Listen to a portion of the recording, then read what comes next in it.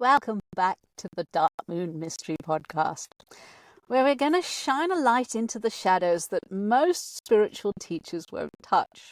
I'm your hostess, I'm Kate Sylvanus, and today we're talking about something that's going to make people a little bit uncomfortable, okay? But I think you can take it. Okay, now this subject's very, very close to my heart because I have struggled hard trying to find a clear message, and my clear message is pretty much what you're seeing here. It's energy vampires.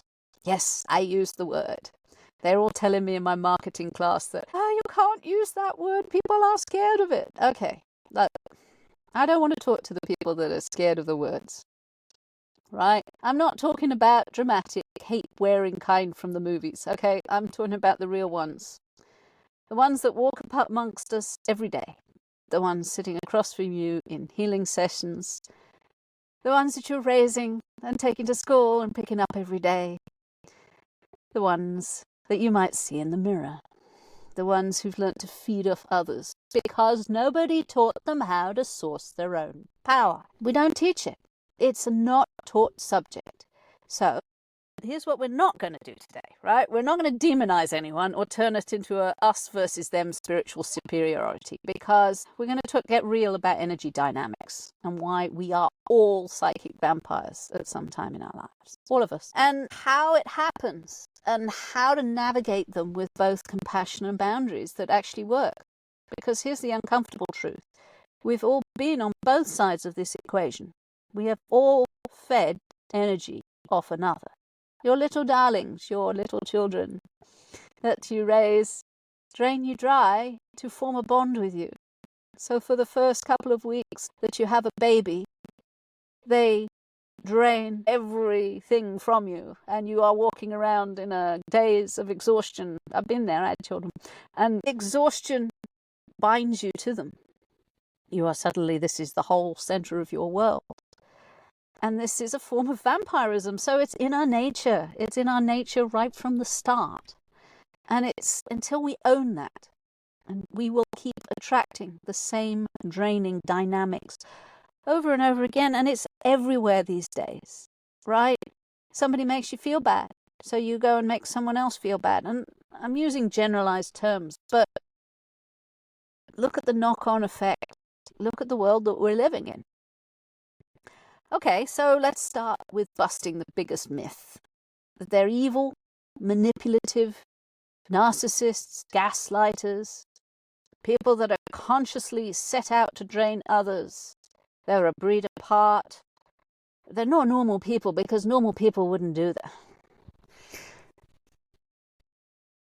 Everybody's a vampire at certain times in their life. And this is not something that most people do consciously. All right, they need ways of feeling better. That you try the chocolate, you try the donuts, you try an alcoholic drink, you may try a little bit of smoke, whatever.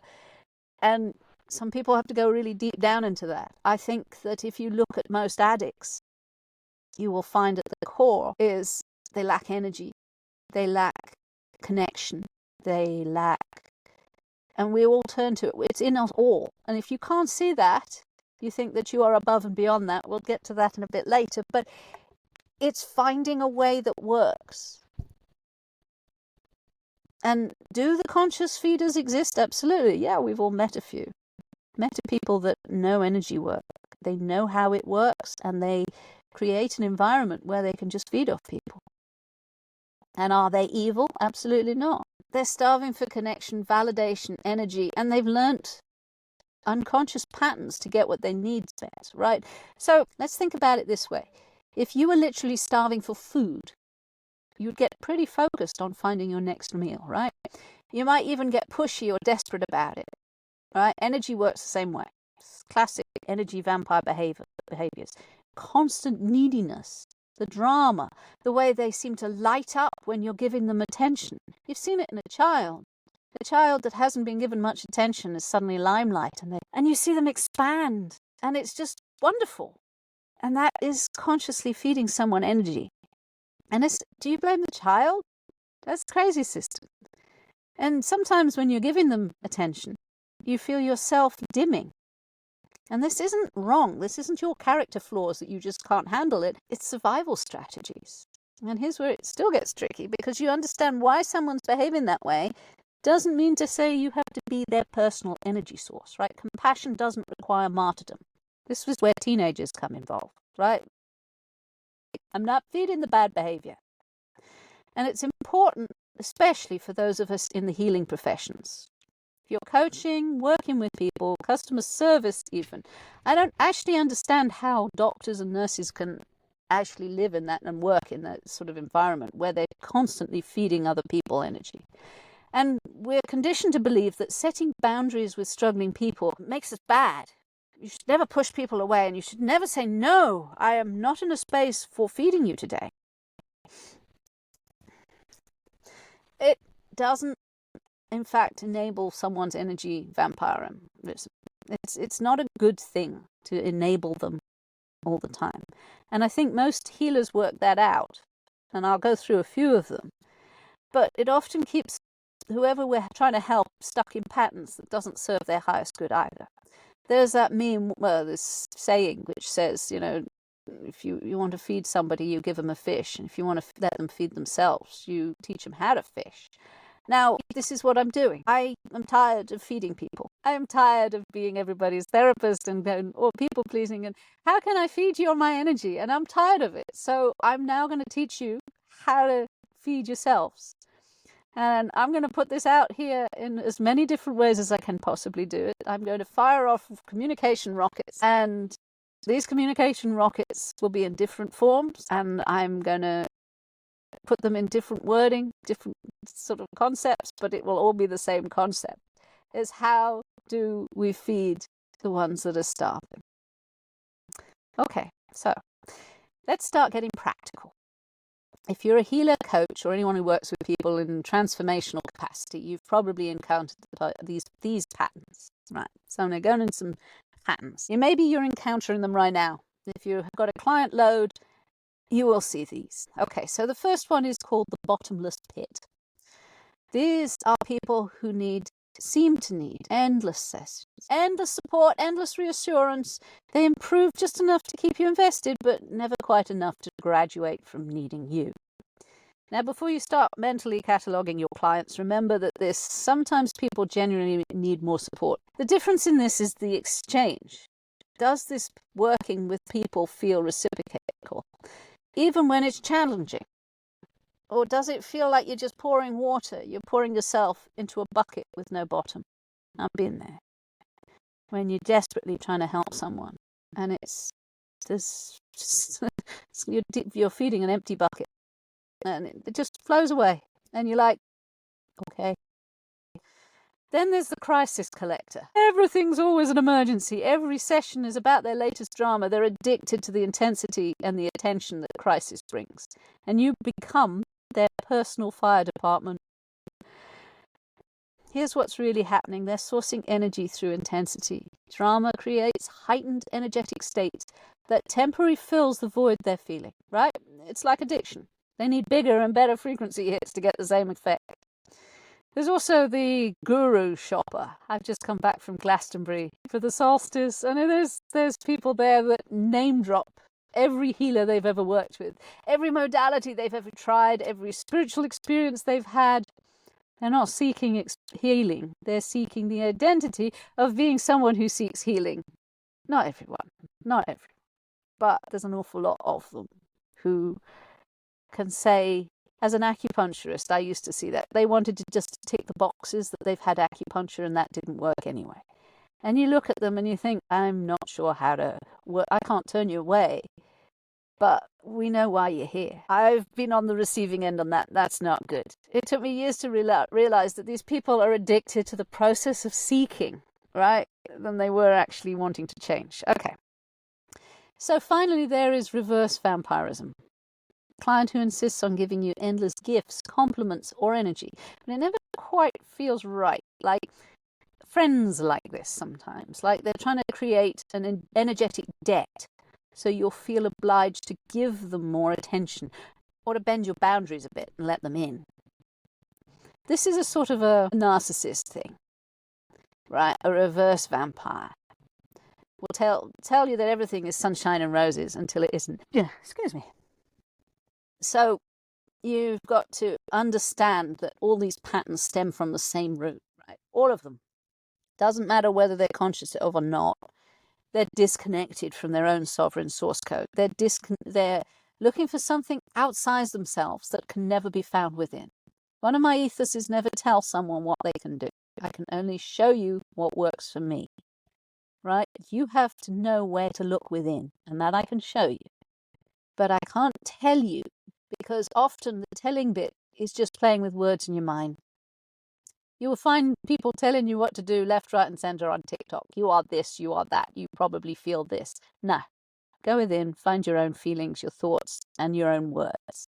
I'm just going to give you a little direction, just that, on how it worked for me. There is nothing here that I'm talking about that I haven't gone through quite a bit. Right, now is a little bit of another uncomfortable part. Let's recognize energy vampire patterns in ourselves. Because here's what I've learned.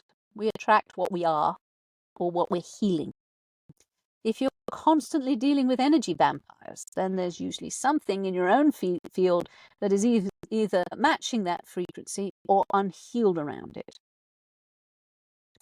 It's tough telling wonderful spirit healers that they're probably vamping people.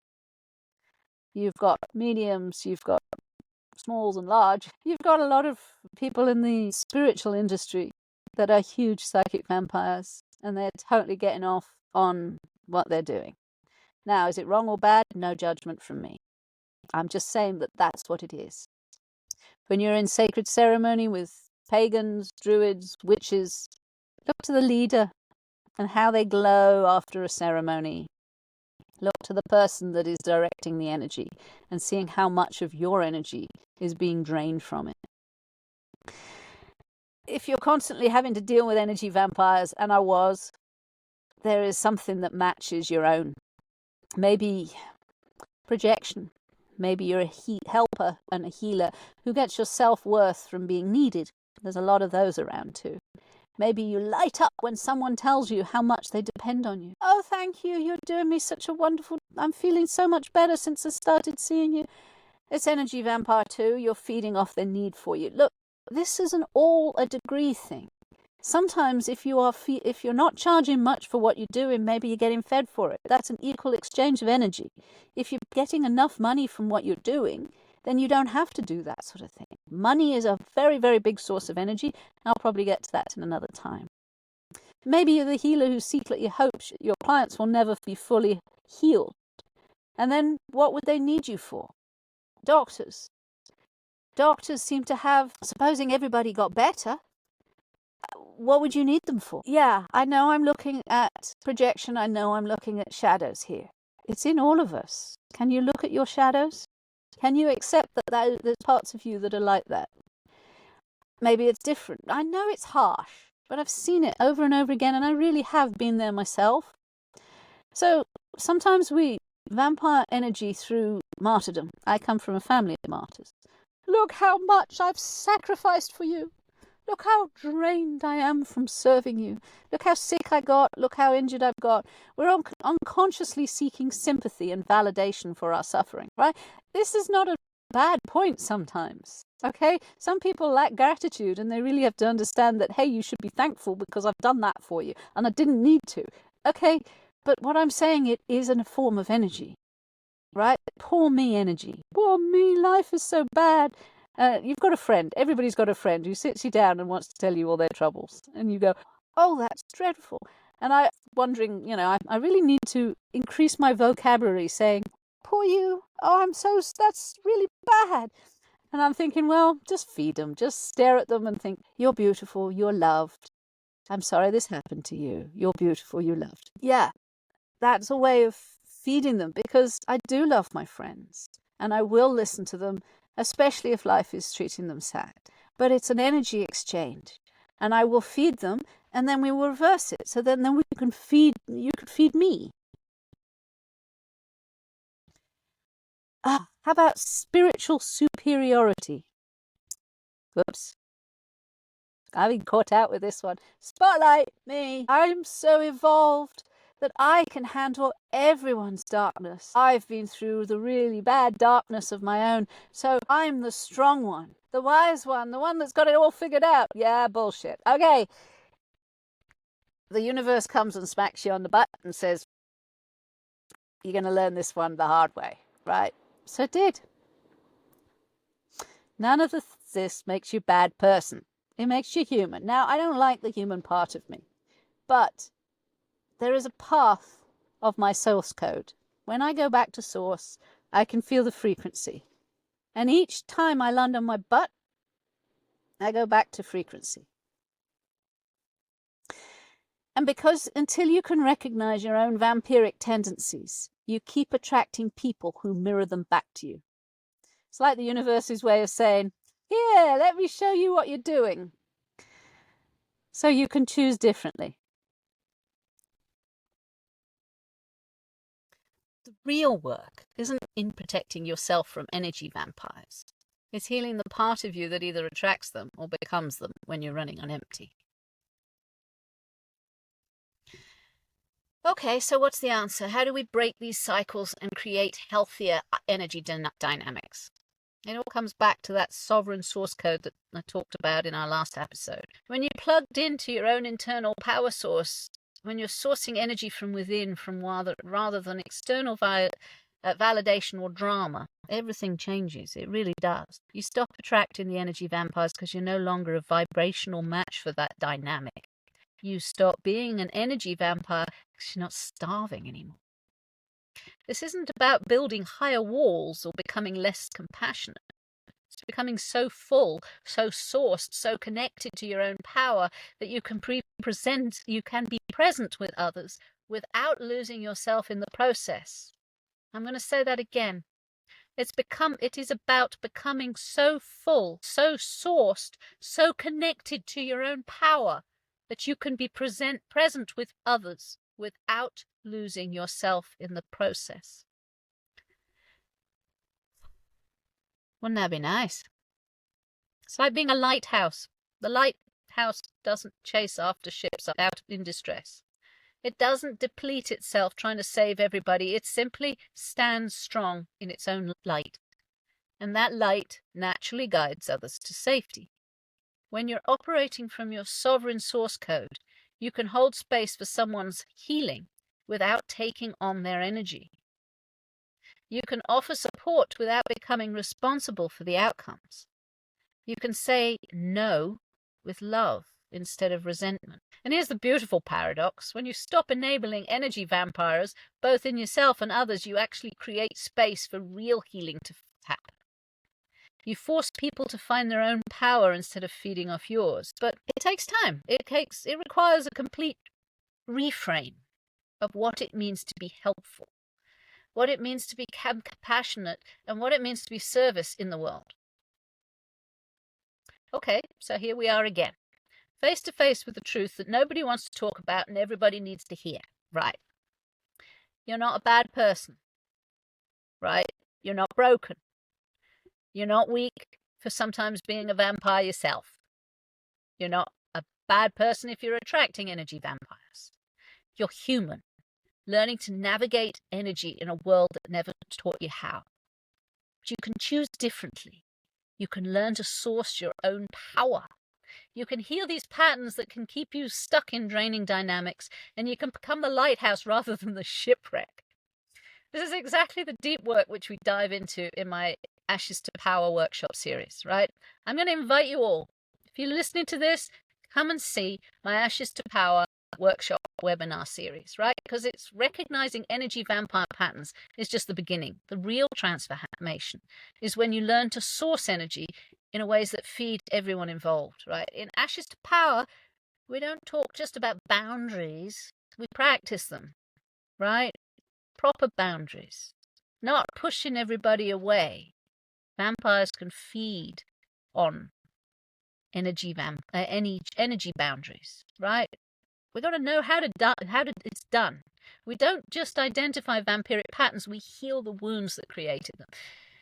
We're not just protecting ourselves from draining dynamics, we transform them into opportunities for mutual empowerment. Gosh, that sounds like a keyword, opportunity. I write this stuff. I don't know. I don't know what it sounds like sometimes. Because here's what I know for sure. The world doesn't need more healers who are running on empty, right? I know that for sure. Like, have you been to a healer recently? Have you been to a doctor recently and seen the totally wide-eyed drained person there? They're trying to fill others from their own depleted wells. The world needs healers who are sourced, connected, and in their own power, and their presence that can elevate everyone around them.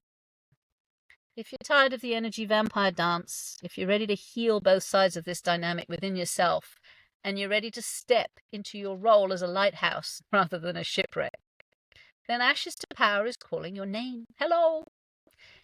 You can find all the details on my website, weavesofwaves.net, or you can sign up. I will leave a key in the sign up bit in the description. And yeah, this work requires intimate self-containers for real transformation. And I'm not using these as keywords. I'm trying to find communication that resonates. It's time to stop feeding off each other, all right? And start feeding from your own source. More than that, it's time to remember. Remember that you are source. You are part of source, and the code is within you. You frequent your frequencies, your vibe. Anyway, that's all I have for this episode of the Dark Moon Mysteries. Thank you for being willing to look in the mirror with me. And remember, I'm going to quote Dune here, the first step in the trap is knowing of its existence. First recognizing the pattern is the first step of changing it. Until next time, love you lots, take care of yourselves and each other. Bye now.